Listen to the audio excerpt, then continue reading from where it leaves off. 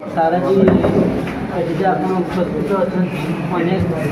पंचायत सरपंच उपस्थित बुद्धिजीवी उपस्थित कहीं उपस्थित थे कौन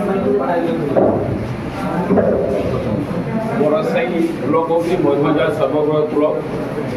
तेणु 30 पंचायत गठित बड़साई ब्लक को विभाग कर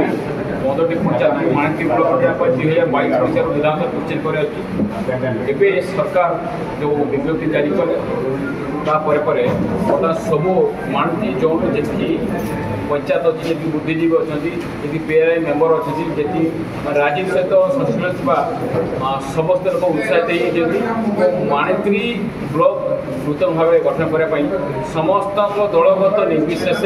समस्त बुद्धिजीवी आरंभ कर साधारण लोक जो उत्साह देखते बहुत खुशी लगुच मुझे विधायक देवर प्रतिश्रुति मो पाखर जहाँ भी साहाय्य सहयोग मिलवा कथा निश्चित मिल विधानसभा 18 तारीख बसु मुझे विधानसभा पुणी अबले शाणित ढंग से उठेबी और ओडिशा जेबे भी ब्लक पुनर्गठन हम माणत्री और पैसिका निश्चित भाव में सामिल हम बहुत